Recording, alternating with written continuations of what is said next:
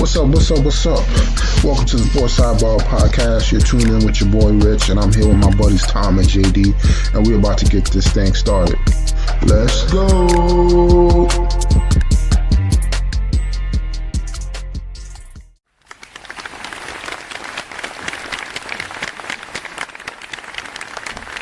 All right, ladies and gentlemen, we got a brand new episode for everybody. Special one tonight. We're at 185. How's everybody doing tonight? Doing good, Rich. How you doing? I'm doing fantastic, man. We're inching closer to the NFL season kicking off. These my parlays are about to be in full effect for these Sundays. Pretty much going to be tuned in Sunday all day, watching football, clearing out the schedule, man. How's everything on your end? Good, man. You got that parlay account ready to go, locked and loaded? Oh yeah, I already did some futures for Super Bowl picks. Yeah, Super Bowl picks. We'll get into that.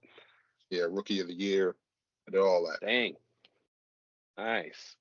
Yeah, everything else going good here. Summer winding down, kids back in school. House a little quieter during the day. It's perfect. Too bad. Yeah. Until 3, like 3 or 4 o'clock. Yeah, 2:30. 2:30 it livens back up again. You got to enjoy it while you can, man. Oh, for sure. I mean, let's get right into it, man. We talk about the NFL. Preseason's pretty much ending, and then season's kicking off next Thursday, and we got a Friday night game. But I mean, your boy CeeDee Lamb, he got paid, man. That he did. He, I think seems like they purposely kept him under Justin Jefferson.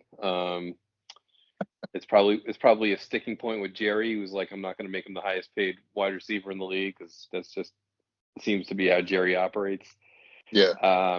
But yeah, he got paid. He got his money. So they'll have him ready to go week 1, and yeah, it's all water under the bridge at this point. I think he got 100 million guaranteed.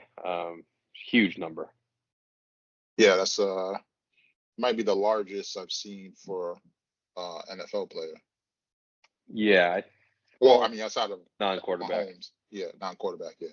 Yeah, I don't know what I thought Justin Jefferson got like 100, just over 100 guaranteed. I thought it was like 86 or something. Was it? I don't remember, but I'll look it up. But still, man, that's still, yeah, well deserved. I mean, these NFL players have been busting their butts for years to try to, match pay compared to like the NBA or some of these other games, sports. The crazy thing is the NFL is still the most lucrative as far as the sports. Outside of soccer, of course, but as far as the U.S., but their players are pretty much paid the least, which is crazy. So they're definitely going to be fighting for more money come CBA time. Yeah, and my guess is they ultimately probably want to fight for some sort of guaranteed contracts like the other leagues. I think that it's. I like it because it feels like guys are always fighting for their spot, and also like if you have a guy that's maybe overpaid that and gets cut, maybe he goes back to another a different team to prove himself. And I think there's definitely pros to it, but the con is like especially if you're in a position where you're getting hit a lot or you're getting a little beat up like running back, and they're just not going to give you that, you're not going to make that kind of money that, the quarterback or, wide receiver or someone like that is going to make, because you're not going to get those second and third contracts typically. Yeah. And then, we were wrong. Justin Jefferson is number 1. He got 110. So yeah, 10 million more. So, yeah. But still, yeah. Despite the quarterback getting paid the most, he kind of can't do it by himself. So those other guys should get paid. Especially the running back. It's no longer a running back league, so the receiver is pretty much going to get that money now, and the offensive linemen. But then on the defensive side of defensive ends, those pass rushers are going to get paid as well. So I'm interested to see, let's say over the next 2-3 years, how much their salaries jump, because I mean, salaries going up every year for the NFL. So it'll be a matter. I want to say 5-10 years before they're catching up to NBA players, but you're definitely going to be seeing a lot more people making the 30 million a year, 40 million a year as far as NFL players. Yeah, Then we had I don't know if you saw this, your boy Juju. He went back to the Chiefs, man. I did After see that. after getting cut from the Patriots. They did show a picture of him. Like I guess the day before he got cut. Um, and Patriots, training camp, practice, and he had a Chiefs shirt on underneath, which I thought was. That is kind of funny. It's once a chief, always a chief, apparently. But he just never seemed like he fit in New England. I don't know. I didn't think he's like one of those possession guys to me, and obviously he was good in Pittsburgh, and I thought he was okay in Kansas City. But yeah, he didn't fit in New England. They weren't ready for like their offense isn't anywhere near where they needed a guy like him on it. So makes sense for the Patriots to cut him, and then makes sense for the Chiefs to get him back, and then they cut your boy Kadarius Toney today. Man, about time, man. That boy can't get a pass for his life, man. I mean, he did get two Super Bowls out of it, so I mean, he is a Super Bowl champ. Yeah. But two-time, yeah. But I think it's gonna be interesting to see how much Juju's gonna be able to contribute with that deep receiving core between Rice and then Brown, and then they also signed Worthy. But I mean, he is more the possession guy, so maybe when they need a good first down or something, they'll get him in there. Yeah, it's interesting because I think going into last year there was a lot of question marks around their wide receiver core, and now it seems like it's with Kelsey leading the way, it's kind of solidified a little bit. Rashee Rice was a breakout last year. We'll see if he stays out of NFL jail. Yeah, trouble too. And then drafting Xavier Worthy, who kind of fell in their lap. I mean, he looks like a stud. So yeah, you throw Schuster in there, and you got four, probably decent options, and then a fifth. You got five guys that can catch the ball. Pretty much, yeah. So yeah, it's kind of it does it bring back the fear of the long ball again, like when Tyreek Hill was there. So yeah, curious to see how they work all these guys in. I'm sure Andy Reid's going to do a good job. He always does. So excited to see what their offense looks like. Yeah, it looks like that's the route they're going.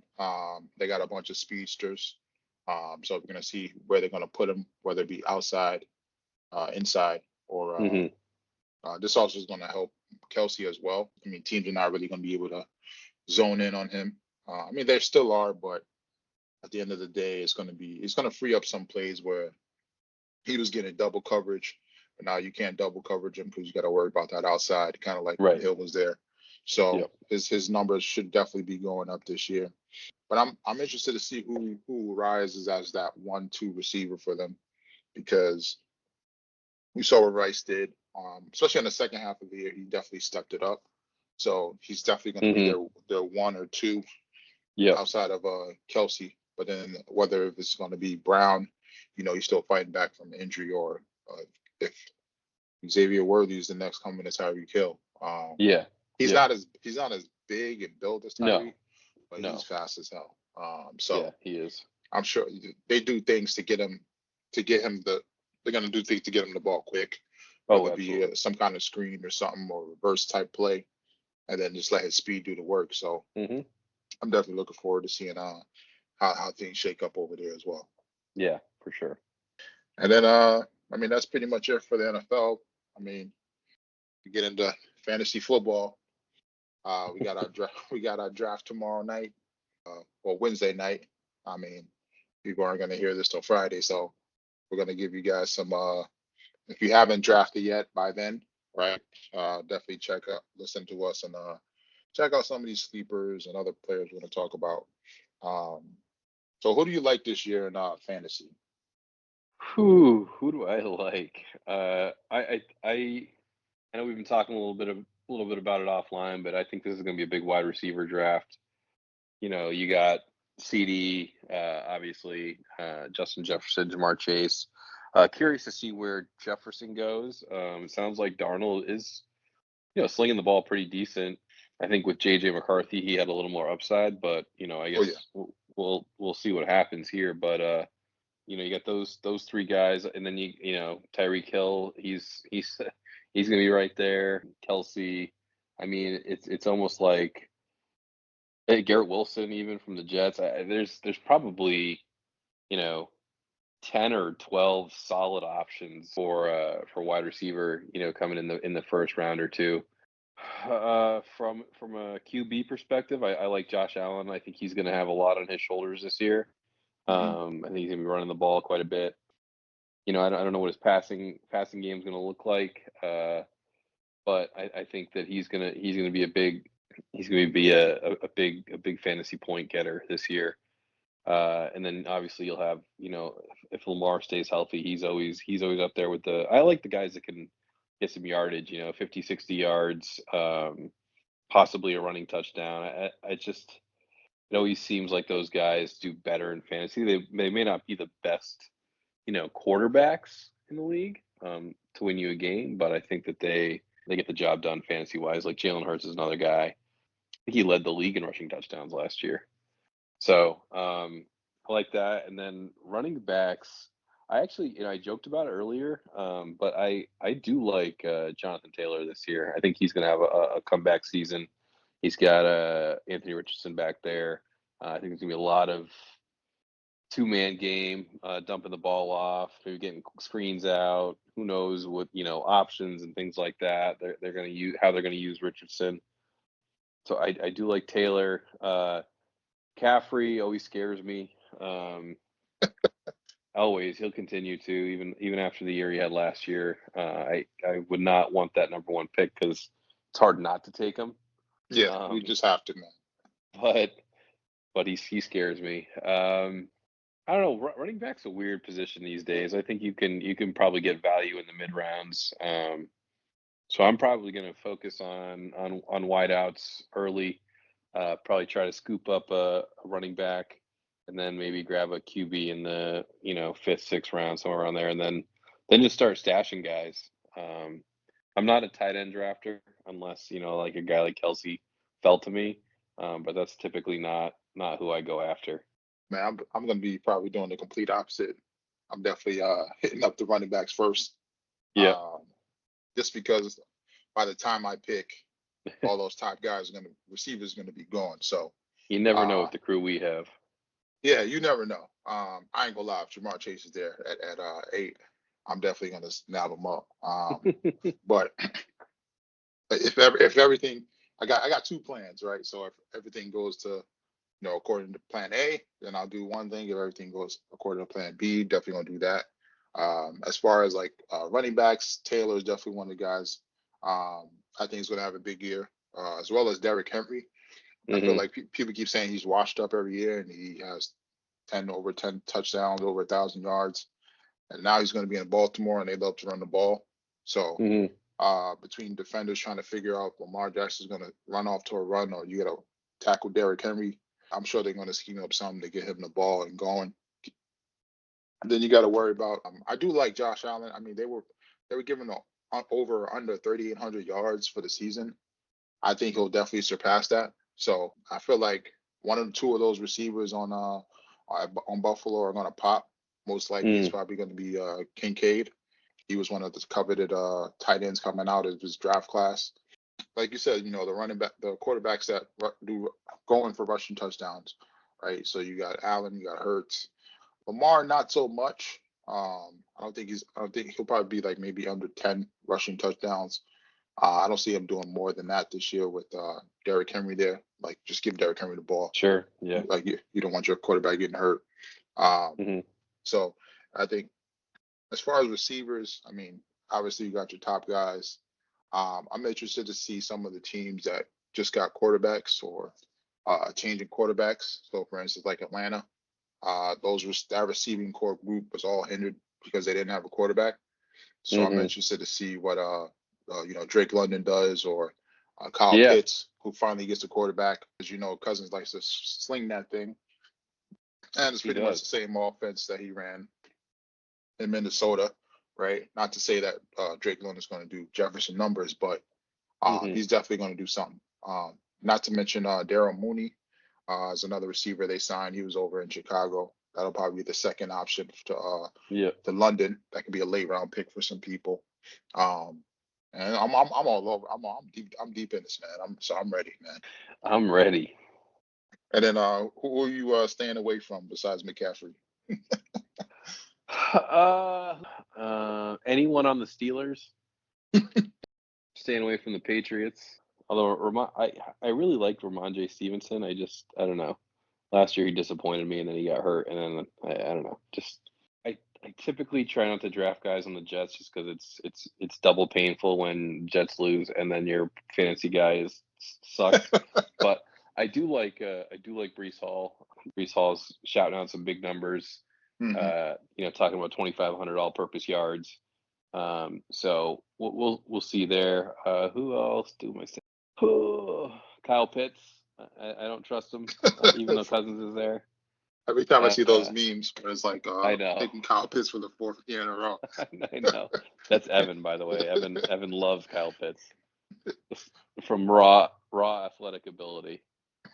I typically don't like choose guys to stay away from. It's kind of like if it's in the draft, depending on, I can find value in anybody depending on where they're at. Yeah. It's really the injury-prone guys I stay away from. I know, again, McCaffrey's the golden example, all the talent in the world, but especially coming off of a year where he was pretty dang healthy the whole year. I don't know. There's not a ton of guys I'm staying away from. It's just more like a gut feel type of thing when it gets to that point in the draft. And sometimes it's worth it to grab a guy. Maybe if he slides a little and he's an injury guy, but he slides a little bit in the draft and he's there, it may be worth it. So it just really depends.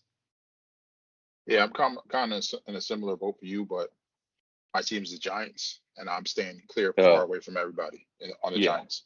I love that's another good one. Malik Neighbors, but sorry, buddy.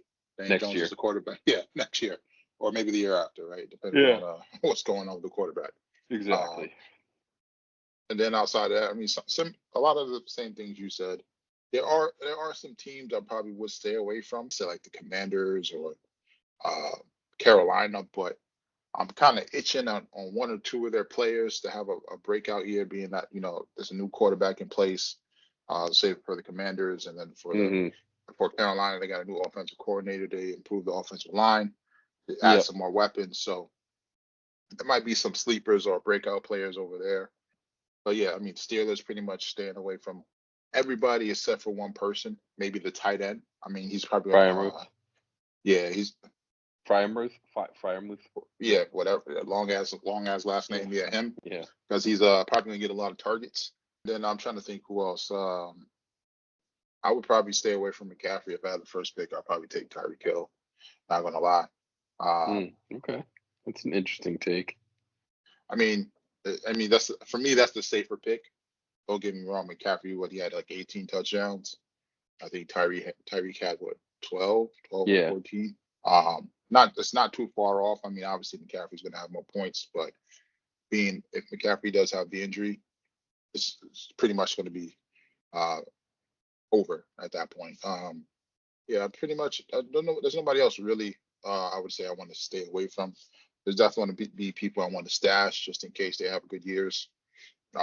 Some players coming back from injury that I might stash. So you never know. Okay. And then who do you like as for like a sleeper for a wide receiver or a running back? Oh man, are there sleepers anymore, Rich? I just feel like everyone knows everyone nowadays. Not really. I mean, for me, any sleepers I would say are normally like 1 or 2 year players. Kind of like breakout players as well, because like I'll go to your home, Carolina Panthers. A wide receiver, Leggett. Big body receiver. Carolina's trying to figure out their offense. Who's going to be the one? Who's going to be the two? Definitely Thielen's probably going to be the one. Leggett he's big in size, athletic, right? Didn't really put too much numbers up in college, but he has the potential. Was drafted high, so that'll be one guy I would keep an eye out for. Other teams like the Colts, right? You got Pittman on one side, then who's the two, right? So they drafted Atwell, another receiver. Did have a touchdown in the preseason. So maybe he develops into that too. So there's a bunch of, rookie receivers that I think can, be sleepers. You got Brian Thomas Jr. over in Jacksonville, right? You got Kirk on one side. Zay Jones is gone.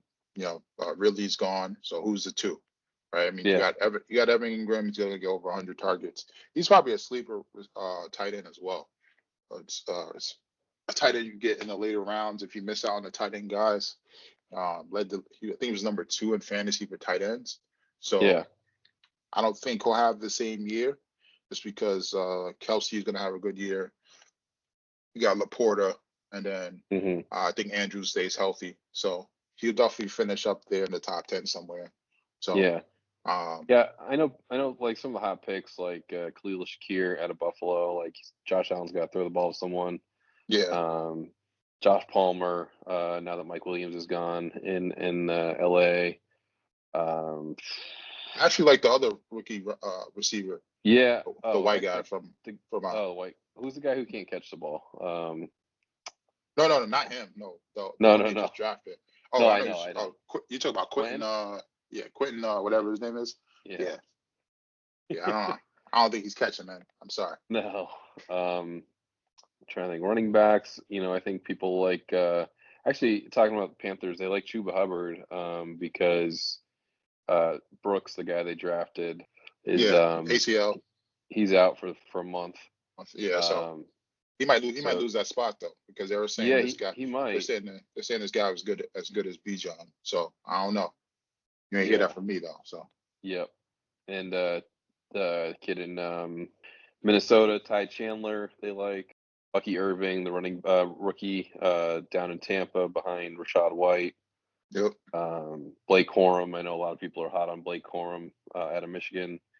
So there's, I think that you try to grab some of these, like you said, rookies to 2-3 year players, and that's typically what I do late in the draft. I just fill my bench with a bunch of those guys and hope that one of them hits. Because you can always drop them and pick up other players, and so. I think one year I had on the same team, and I just missed. I made the playoffs, but I needed like one more week. David Johnson from Arizona. And when he just went off the second half of the year, then I had who was the other guy? Both rookie running backs, and if I had made it one more week, it would have been an easy title. But you find these guys once in a while and hope that one of them hits. But it's definitely like a lottery ticket. Yeah, I had Rice last year, but I had to drop him middle of the season. Oh, that's right. I forgot about that. This was before he kicked up. I could have got Puka. I was gonna get him week 1 or 2, but then I was like, I'm gonna just hold out, and all of a sudden Tom picked him up. I was like, no, I had him. Oh yeah, somebody picked him up, and then you traded him to Tom or something. I traded him to Tom. No, did Tom have him? And I traded for him. Yeah. That's right. I traded Tua for Puka. Yeah, because he needed a quarterback bad. Yeah. He was hurting. He was hurting. That's the thing. The one thing I don't like about our league is that people pick up backup quarterbacks in the 6th round. I'm like, what are you guys doing? You do not need to. Yeah, because that's the thing. And then they hold quarterbacks too. So oh my gosh, it's painful. If yours gets hurt and you're like, all right, this guy should have been a free agent. I could have picked him up, but and then they won't trade you, and they're like, oh. I think I drafted Tua in the 11th round just to trade him to somebody, and just held him just to trade him because I had Jalen Hurts. Yeah, I think a lot of people do that. So yeah, that was a different one because I was like, why is this guy still on the board in the 11th round? I'm taking him. But no, they'll draft 2 quarterbacks. They'll have 2 quarterbacks on the team by the 6th round. It's what are you guys doing? Yeah. I wouldn't do that till to maybe the last 3 picks. Maybe pick quarterback. Exactly. Exactly. But definitely looking forward to this draft tomorrow. It's gonna be a lot of fun. A lot of shit talking. Mainly everybody shit talking to Tom. It's gonna be great, man. That's always fun. And then I think that's pretty much it for the NFL. I don't think there's anything else. And then on to the NBA. Not too much here. They released the full schedule. So they showed some of the highlighted games for the season. Honestly, wasn't really too much, man. Besides what we talked about the opening night. Nick's gonna get a first crack at Philly in November. Looking forward to that. You guys get Philly back in Christmas. So, and then we got to play you guys first game of the season. So hopefully, they don't do hopefully they do the ring ceremony that game or something. They are. I think they are. I think ring ceremony is the first game. Yeah, and then Jason Tatum and Brown aren't still hung up on USA basketball. So otherwise, I wouldn't mind if they were, and you get like a crazy game, like a 136, 135 game where people are going off back-to-back buckets. I wouldn't mind seeing that for an NBA opener. Yeah, but Philly's getting all the hype, man. They're labeling them as the second best team in the NBA. Behind the Celtics. We're gonna have to wait and see what happens, man. But you know how I feel about it. I know. It is nice, get football, and then you get like a month of football, and then basketball starts up, and hockey, MLB playoffs. It's early October is fun. Oh yeah, that's super parlay time, man. Oh yeah. You get NBA parlays during like Monday through Saturday and Monday through Thursday, and then NFL pretty much Thursday through Sunday. I don't really mess with NHL parlays too much. I only do like a small parlay. Like I'll do an over or under on points, or I'll just do straight up bets for wins or whatever, whoever wins the game. Because I don't really be knowing everybody like that. Besides like main stars, mostly on some of the well-known teams. So otherwise, I'll be going crazy on NHL. Oh yeah. And then on to MLB. Not too much here either. Yankees are a game and a half up.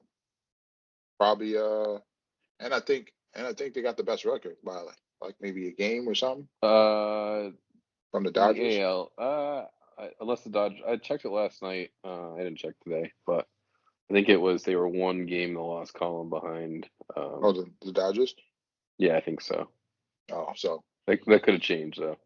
Yeah, they're up there. They're doing what they're supposed to do. Worries haven't changed. I think they lost the other night. What was it, like 8-2? So the pitching wasn't there. Hitting wasn't there. We need to get hot fast, man. Yeah. Because that's what happens with baseball, man. The teams that have momentum going in the playoffs, those are the teams that start for sure, bopping people overhead. So and then NCAA kicked off. They had FSU. They got upset by Georgia Tech. First game of the season's an upset. I think it's going to be a great season.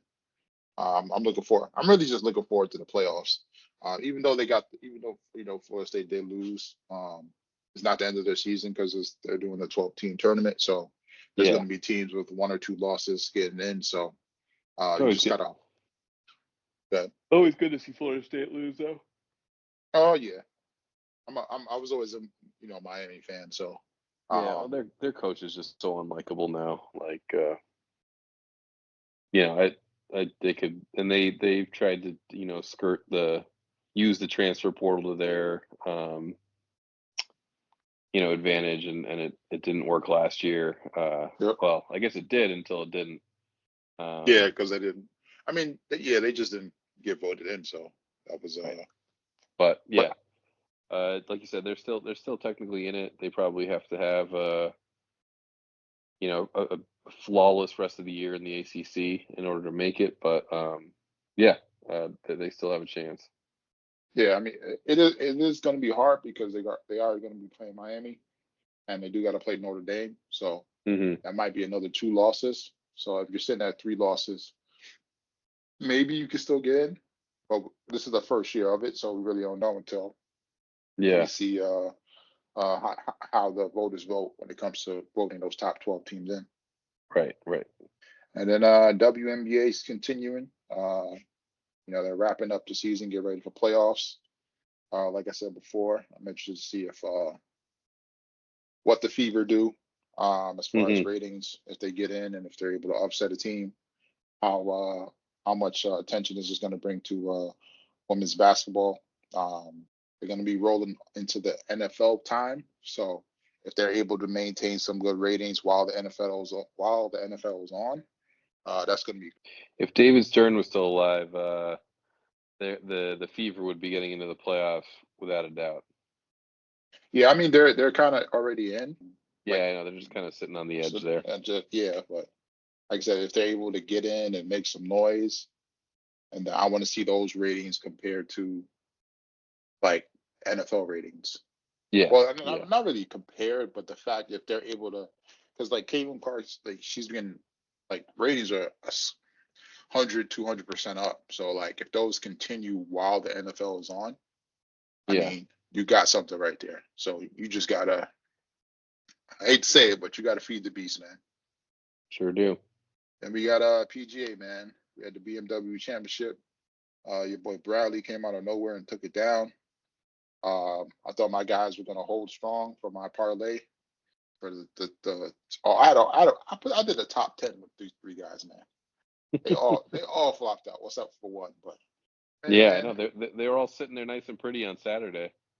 Yeah, man. I was like, I got this, man. It was I was like, what the hell?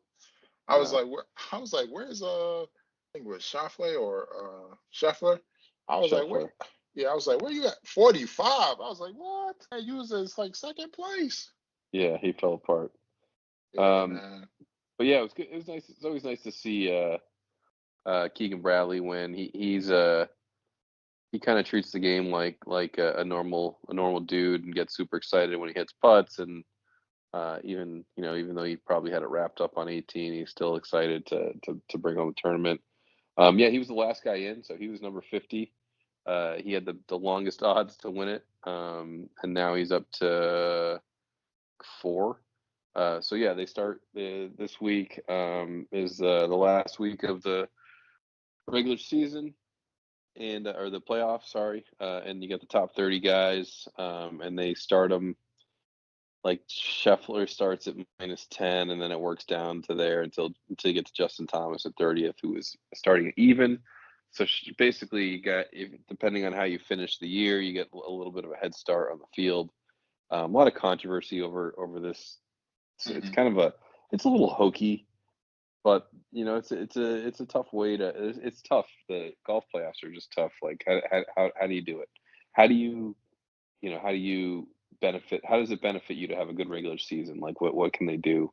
But the prize pool is awesome. So the winner this week gets $25 million.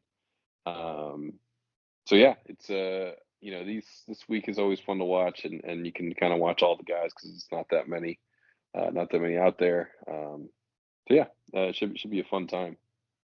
Didn't somebody almost come from behind last year? And Rory did come from behind. Yeah. So it can be done. It can be done, man. It can be done. I think it was funny too. I forget if it was like the first or second hole, like Scheffler like triple bogeyed, and then like everything was in play. Yeah, like, it was just kind of funny. But yeah, all it takes is like a good Friday and a bad Friday from the top guys, and next thing you know, you're right back in it. So. Oh yeah. So anything like your boy KG said, anything is possible, man. So, yeah, for sure. And then I think that's pretty much it for sports, man. I don't know if there's anything else. I don't think I got anything.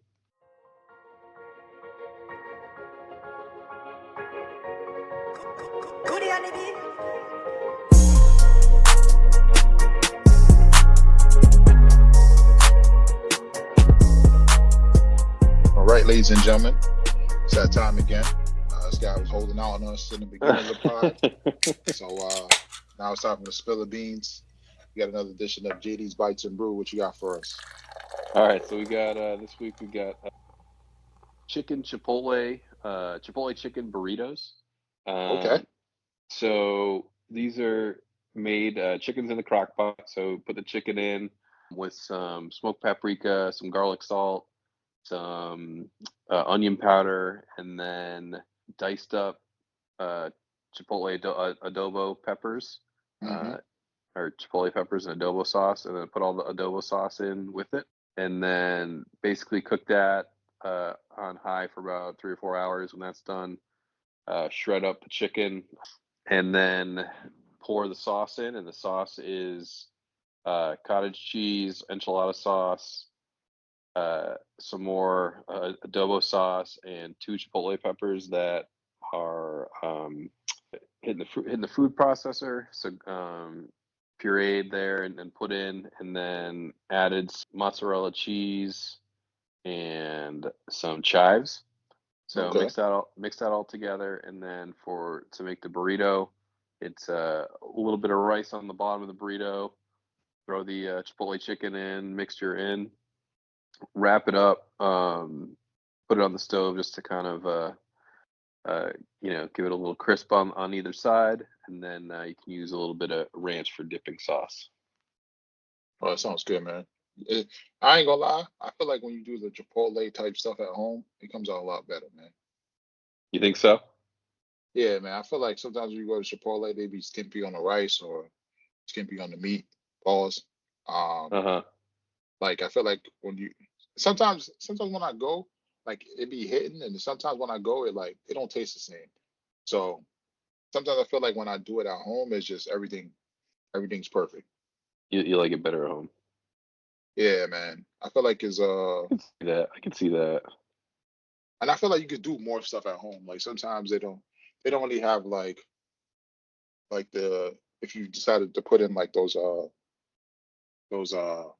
is it like they're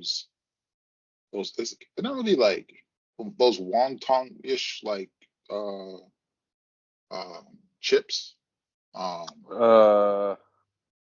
I know what you're talking about. They put them in salads sometimes, so I mean Yeah, yeah. you can experiment at home, like Oh um yeah.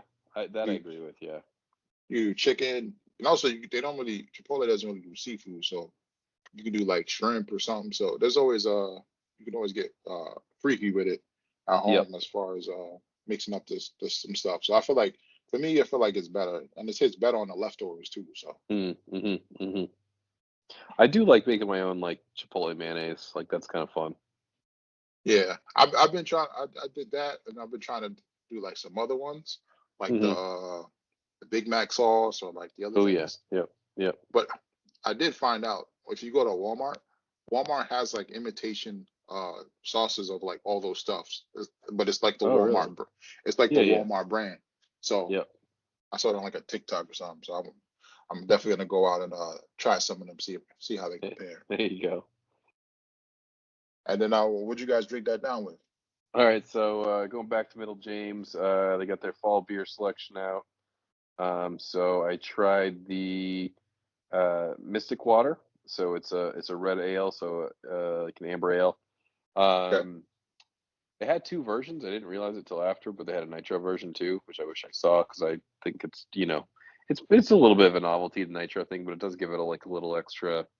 Um, it's not flavor, but it does add like a little bit of something on there. Okay. But I got the regular version. So yeah, just kind of a standard American amber ale. Um, Definitely has that that oaky feel to it. Hmm. It's fall. It had a little bit of like a vanilla aftertaste, which is kind of cool. But yeah, I mean, I try to I like trying brown ales, amber ales, things like that, just to I don't know. I do enjoy them, and they're usually only for me good in this time of year. But I still haven't found one that's really like knocked my socks off outside of like an Oktoberfest or something like that. So this one was solid though. I'd probably give it 7.3. But not too shabby. Yeah, Um, but I feel like it's so it seems like it's so hard for the people to try to capture that Oktoberfest type. they could Like do it. So the problem is like everybody has an Oktoberfest now. yeah. So what people are trying to do is like, how can I make mine a little bit different so it's not like that? Because the Oktoberfest is a certain style, uses a certain yeast. It's a Marzen style, Hmm. and it's got just this. There's no real like there's no difference in it from company to company other than, how well that they make their beer essentially, right? Like Hmm. there's not many variations. You're not like hopping different things. It's all pretty basic standard. It's all an old style of beer. So as long as you're good with like, chemistry and all that, like the beers should, you know, taste relatively the same, and they do most of the time. Um, so, I think just with this day and age, people are trying to get a little more creative and what can we do that separates our, fall beers from other beers. So you're seeing a lot of people like even Middle James, I saw they posted it. I wasn't they didn't have it when I was there, but they have a cinnamon sweet potato blonde ale. Um, so it's like a blonde ale that blends in a little bit of cinnamon and sweet potato, and has that like spiciness to it. So Sounds like that might be good. people are trying different things. I think I had it last year and it was okay. But like people are dying for new stuff, this time of year. Like whereas I'm like, just give me like an Oktoberfest and I'm happy. Yeah. Well, that's the thing. I think people are trying to be the next big thing. So, Yeah, for sure. because it's one of those things you could definitely capitalize on if you're able to Oh yeah, one if you up. could hit it for sure. Yeah, because this is one of the best times that people buy beer, or let's say even if you did like the pumpkin spice type stuff, or um, Yeah. it's fallish. So people want to be the best in the fall. So Hmm. then that's it for JD's Bites and Brew, everybody. And then this week for the BRRs, not too much. Still trying to find some new shows. Um, we checked out the Steve McNair doc on Netflix. Oh, how was Um, that? it was only like 45 minutes to be honest. So like I felt like it wasn't enough. That's quick. Um, yeah, they didn't really get into too much of the stuff as far as the murder. They just kind of hinted that it might have been one guy, even though they the way they solved it, they said it was the girl that killed him and then killed herself. Hmm. Um, but then they had one guy at the end, like the last 5 minutes, saying, "Hey, the police didn't do a good job. They should have interviewed this person because she got the gun from this person." Then they went back. They showed like an interview when they went back to interview that guy, and he ended up messing up on the story. So it possibly could have been him. But like I felt like they didn't do no first 48 detective work, or they didn't really give us enough to. So they kind of left it that it could have been Hmm. this guy, and the police didn't do a good job. While they went back to the police and they said the police were like, this guy that said it was this guy didn't really do any detective work before, Yeah. and this is his first case, and how does he know, and all this stuff. I felt like they could have got a lot more deep into it, but they didn't, man. So I mean, Yeah. it kind of leaves it up in the air, but I mean, you could probably think who you want did it. Um, Right. but it wasn't bad, but it wasn't great. Yeah. I gotcha. And then checked out the Emily in Paris is back on Netflix. They only got like half the season. I hate when Netflix does this.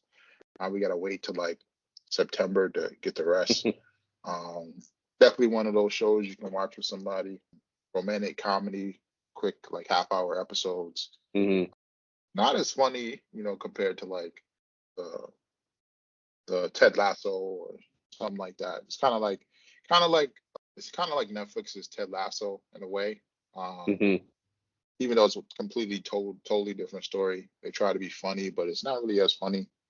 But it has like that romantic comedy, kind of predictable, but definitely something you can watch. Yeah. With somebody, or but you can watch it by yourself, but kind of background stuff. Um, while you do other stuff and still pay attention at the same time. Gotcha. Um, and then outside of that, I checked out the industry. Even though they're on like season 4, um, it's slow as hell. I'm on the first season. It's slow as hell, man. Yeah. It's kind of like HBO's version of Billions. Okay. It feels more real as far as the financial industry and stuff you see go on. Um, but it's really slow, man. It's really slow. Like it's really slow, man. It is really Mm-hmm. slow. That's the thing. It's like perfect financial stuff, and that's why it's slow. Yeah. But I felt like they didn't do the best job with the blending of giving us the finance stuff as well as like character, like making us fall in love with Bill. I would say Billion is definitely better as far as the first season because it's more character based. I feel like. Mm-hmm. Not to say that this one's not character based. I'm still going through the first season. But I've seen it's on the fourth season, so it has to be doing good, right? Maybe it's Mm-hmm. gonna pick up soon, so Mm-hmm. I'll let you know. Okay. But other than that, it wasn't really much else. I didn't get a chance to do Lady in the Lake yet or Bad Monkey. Still checking out some other stuff. Yeah. So I'll keep you posted. Okay. Yeah, I haven't got onto those yet. Still doing some old Love Islands. Yeah, I did watch the Love Island reunion. Came on last week. What was it? The Love Island reunion Oh. for the previous season, the USA one. They just released the reunion, so I don't want to spoil that if you didn't see it. So. No, you're good. You can spoil it. I'm not gonna watch the reunion. Oh yeah, so pretty much only. I think everybody's still together except for Kendall. Well, Kendall. Which one's Kendall? Kendall. I think Kendall and his girl broke up after the Okay. reunion, and then I think the one that's always crying and saying "fuck," I forgot her name. Oh yeah. Yeah, her and her guy are broken up too. So, but I mean, the reunion wasn't like that crazy where it gave us a bunch of drama or any Mm-hmm. eye-opening information. It was kind of what we thought would happen. So, Yeah. Doesn't seem like people last very long on that show. nah, Or because like after it ends. yeah, because I think after it ends, like these guys are pretty much famous now. So Right. everything's getting thrown at them as far as like new opportunities, people that they wouldn't get a chance to meet are now in their DMs. So I think it's hard for people to deal with that. Yeah. Especially if they haven't. I mean, obviously they haven't dealt with that before, but stuff like that Right. changes people. So Yeah, for sure. I was going to tell you to check out Temptation Island when you get a Okay. chance. That's pretty much like the people that are couples. They want to test their relationship. Don't tell me why they do this. They go on Temptation Island, and then on the island they separate the women and the men. And pretty much there's like a group of women that are trying to get with the men, and a group of men that are trying to get with the women. That I don't seems know. weird. I don't know why people do this, but this thing is like drama packed, man. Seems like a wild show. Oh yeah, definitely is, man. But yeah, man, that's pretty much it, man. I don't got anything else. That's all I got. All right, ladies and gentlemen, until next time. Till next time, Rick. Yeah, man.